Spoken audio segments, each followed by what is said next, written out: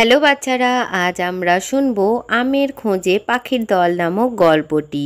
শুরু করা যাক তাহলে। জঙ্গলে প্রচণ্ড বৃষ্টি শুরু হয়েছে। এই বৃষ্টিতে কোনো পাখিরাই সেইভাবে বাইরে বেরোতে পারছে না। অন্যদিকে মিনু পাখি টুনি পাখির বাড়ি চলে আসে। টুনি বোন, ও টুনি বোন, দরজাটা একটু খোলো না, আমি মিনু পাখি এই বৃষ্টির মধ্যে বড়ই বিপদে পড়ে তোমার কাছে এসেছি।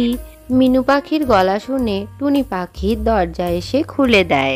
এত বৃষ্টির মধ্যে মিনু পাখিকে বাইরে দাঁড়িয়ে থাকতে দেখে টুনি পাখি খুবই অবাক হয় আর তাকে জিজ্ঞাসা করে, আরে মিনু, তুমি এত বৃষ্টির মধ্যে এখানে কি করছো?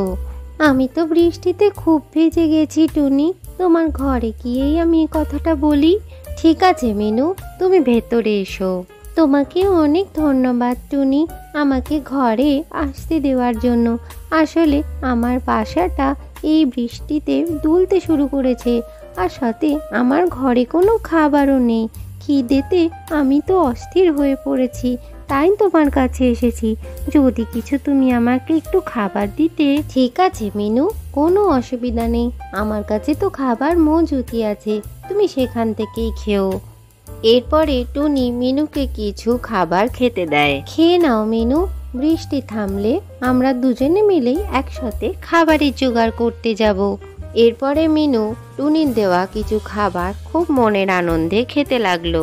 তোমাকে অনেক ধন্যবাদ টুনি, আমাকে সাহায্য করার জন্য। কাল সকালে বৃষ্টি থামলেই আমি আর তুমি গিয়ে অবশ্যই খাবার খুঁজে আনবো। পরদিন সকালবেলা বৃষ্টি কমে যেতেই মিনু আর টুনি মিলে খাবারের সন্ধানে বেরিয়ে পড়ে। পথে যেতে যেতে তারা কালু কাক আর গড়িকে সেখানে দেখে আর তাদের কাছে গিয়ে বসে। তখন টুনি তাদেরকে বলতে থাকে, আরে গড়ি আর কালু, তোমরা এখানেই রয়েছো? কালকে রাত্রে দেখেছো কত বৃষ্টি হয়েছে? চলো, আমরা দুজন এখন খাবারের সন্ধানে বেরিয়েছি, তোমরাও আমাদের সঙ্গে চলো। আর এই মিনু পাখি আমাকে বলল কিছুটা দূরেই নাকি প্রচুর আম হয়েছে একটি গাছে, সেই গাছের আম আমরা বরং খেয়ে আসি।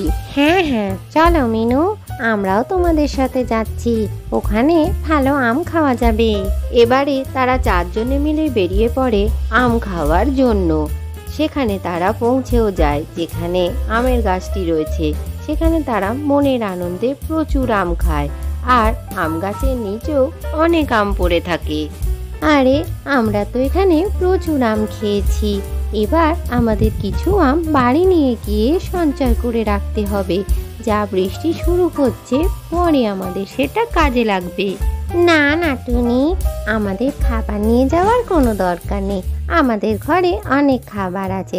আর তাছাড়া এখানের আম খেয়ে আমার প্রচুর পেট ভরে গেছে, এখন আমি আর আম বয়ে নিয়ে যেতে পারবো না। চলো চলো, আমরা এবার ফিরে যাই।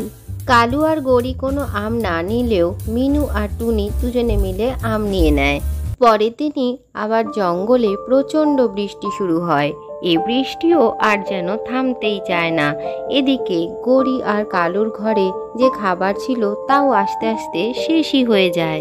আরে গড়ি, তখন তোমায় সবাই বলেছিল কিছু আম জোগাড় করে রেখে দিতে, কিন্তু তুমি কারোর কথাই শুনলে না। এখন আমাদের কি হবে?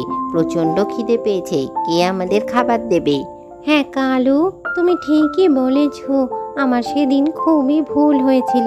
আমার অলসতাই আজ আমাকে বিপদে ফেলেছে।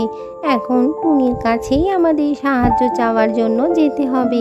চলো ওর বাড়ি যাই। টুনি, হঠাৎ করে আবার বৃষ্টি শুরু হয়েছে আর আমাদের ঘরের সব খাবারই শেষ হয়ে গেছে, কিছুই নেই। তুমি সেদিন বলেছিলে কিছু খাবারের জোগাড় করে রাখতে, কিন্তু আমরা কোনো কথাই শুনিনি। তাই আমাদের যদি আজ কিছু তুমি খাবার দিতে তাহলে খুবই উপকার হতো। ঠিক আছে গড়ি, কোনো ব্যাপার না, তুমি তো এটা থেকে একটা শিক্ষা নিয়ে নিলে।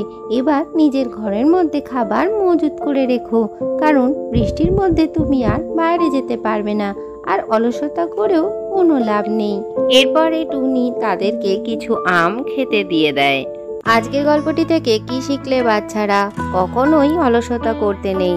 ভিডিওটি ভালো লাগলে চ্যানেলটিকে লাইক ও শেয়ার করে সাবস্ক্রাইব করে দিও।